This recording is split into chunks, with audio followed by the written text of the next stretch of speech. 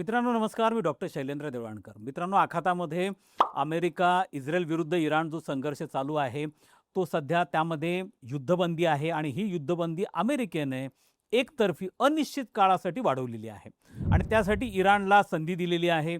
इराणबरोबर बोलण्याचे अनेक प्रयत्न अमेरिकेकडनं होत आहेत. त्यासाठी पाकिस्तानची मध्यस्थी ही घेतली जात आहे. त्यांचा बेसिकली सहकार्य त्यासाठी घेतलं जात आहे. यापूर्वी पाकिस्तानवरती या संदर्भामध्ये दबाव देखील आणण्यात आला होता. कुठेतरी अशा प्रकारचं चित्र होतं की अमेरिका डेस्परेट झालेला आहे कोणत्याही पद्धतीने इराणबरोबर टॉक्स करण्यासाठी, कारण अमेरिका अडचणीत सापडला आहे अशा प्रकारचे संकेत हे स्पष्टपणे मिळत होते.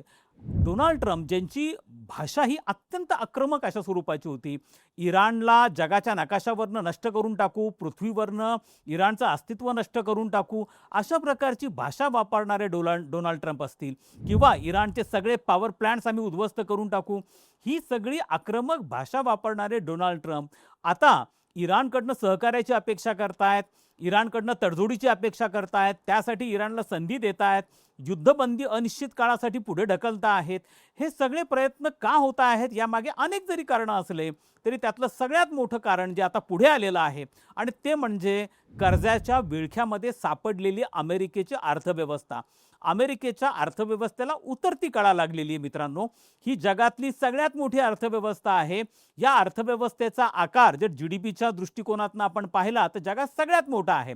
अमेरिका जीडीपीच्या दृष्टिकोनातून जगातली सगळ्यात मोठी अर्थव्यवस्था आहे.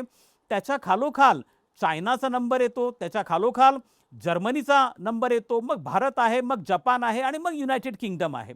अशा पद्धतीने जगातली 5 देश जे आहेत हे टॉप 5 मध्ये येतात, पण अमेरिका नंबर 1 ला आहे.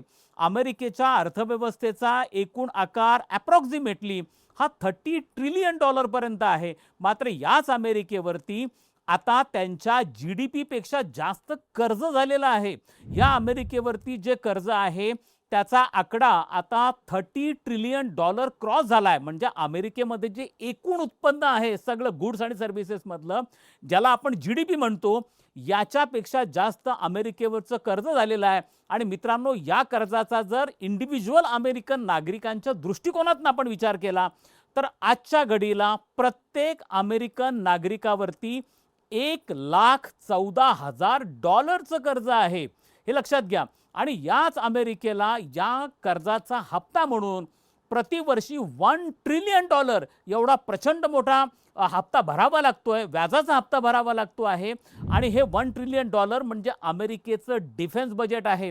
हीच अमेरिकेची म्हणजे आजपर्यंत दुसऱ्या महायुद्धानंतर अमेरिकेची अर्थव्यवस्थेची एवढी वाईट अवस्था कधी झालेली नव्हती.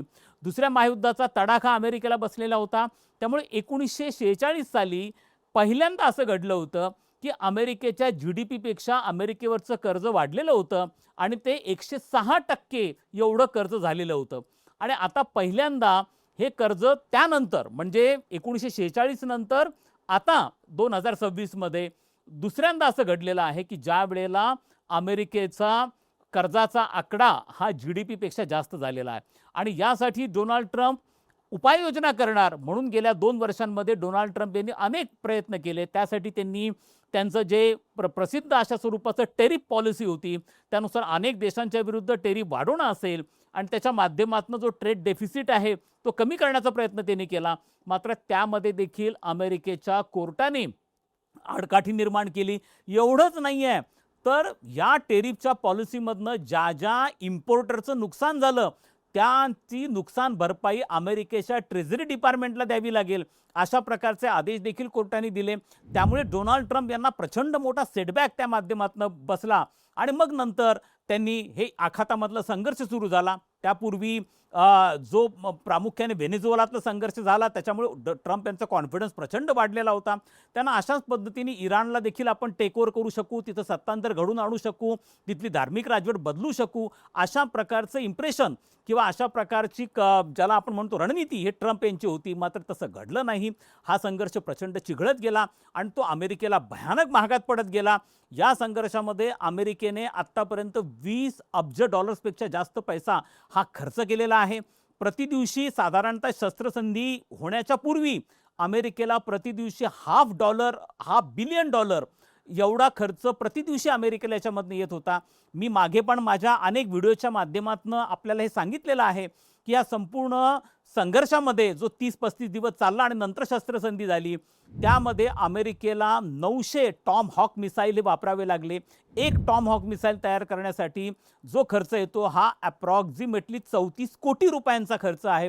जर आपण रुपयामधनं जर तो काउंट केला, एवढा प्रचंड खर्च. आणि म्हणूनच अमेरिकेच्या संरक्षण विभागाला म्हणजे पेंटेगनला अमेरिकन काँग्रेसकडे या संघर्षासाठी 200 अब्ज डॉलरची मागणी करावी लागली.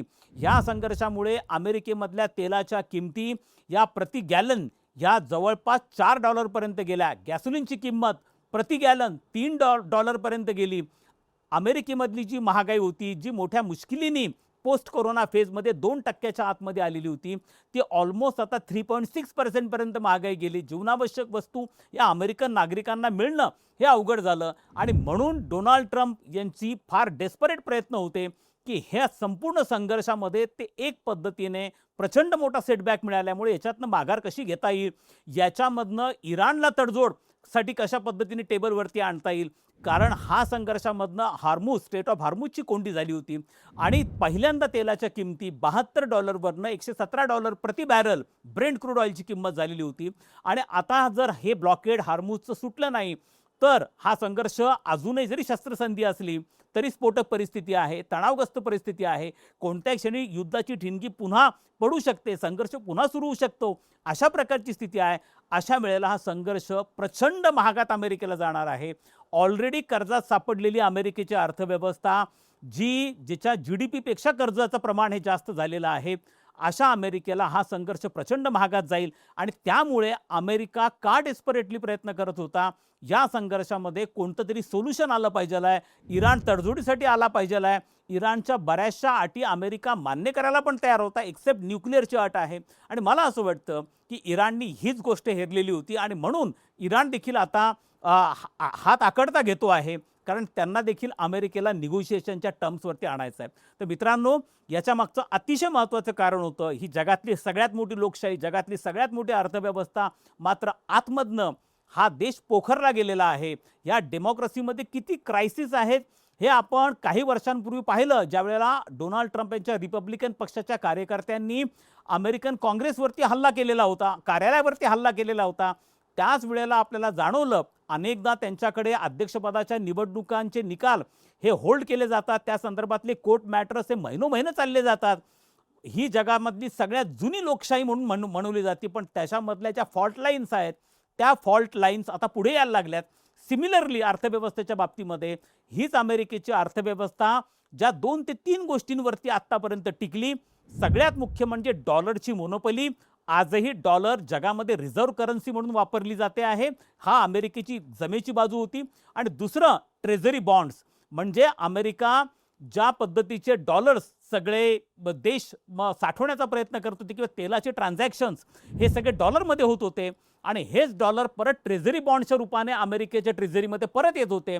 आणि त्यामुळे काहीही न करता अमेरिकेला प्रचंड लक्झरियस वस्तू मिळत होत्या, American local luxury life lead करत होते ह्याच सगळ्या ट्रेझरी बॉन्ड्समुळे. आणि डॉलर ही रिझर्व्ह करन्सी होती. मात्र आता डॉलरच्या ॲज अ रिझर्व्ह करन्सी म्हणून अनेक देश चॅलेंज करायला लागलेत. पॅरलल करन्सीजचा विकास आता व्हायला लागला किंवा पॅरलल करन्सीमध्ये ट्रेड करण्याचा प्रवाह वाढायला लागला आहे. चायनाने आता तेल युआनमध्ये विकत घ्यायला सुरुवात केली आहे. रशियाने आपलं तेल रुबलमध्ये विकायला सुरुवात केलेली आहे. जपाननी अनेक व्यवहार येनमध्ये करायला सुरुवात केली आहे. भारत देखील रुपयामध्ये पर्याय शोधायला प्रयत्न करतो आहे. त्यामुळे डॉलरची मोनोपोली कुठेतरी ब्रेक करण्याचा प्रयत्न होतो आहे. डॉलरची मोनोपोली ब्रेक करण्यासाठी अनेक देश आपल्या फॉरेक्समध्ये डॉलरचं जे प्रमाण जे साधारणतः 55 ते 60% होतं ते कमी करून सोन्याचं प्रमाण वाढवताना दिसून येत आहेत. म्हणून अलीकडच्या काळात सोन्याच्या किमती प्रचंड वाढल्या. अनेक देशांच्या रिझर्व्ह बँक, सेंट्रल बँका प्रचंड सोने खरेदी करत होत्या. का? कारण डॉलरची मक्तेदारी कमी करायची. त्यामुळे अमेरिकेची विश्वासार्हता जी होती त्याच्या संदर्भामध्ये क्रायसिस निर्माण झाल्याचं आपण पाहतो.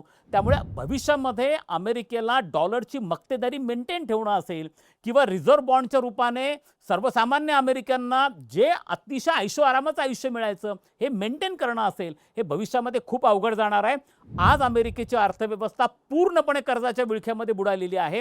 मित्रांनो, ही तुलना आपण आफ्रिकेतल्या एखाद्या गरीब देशाबरोबर किंवा दक्षिण आशियातल्या एखाद्या गरीब देशाबरोबर करू शकतो. आज जरी त्यांच्याकडे डॉलरची मोनोपोली असली, रिझर्व्ह बॉन्ड असले, तरी देखील जर तुम्ही GDP आणि कर्जाचा रेशो या दृष्टिकोनातनं पाहिलं तर अमेरिकेची अवस्था एखाद्या गरीब आफ्रिकन किंवा दक्षिण आशियाई देशापेक्षा सुद्धा खराब आहे असं आपल्याला म्हणता येईल.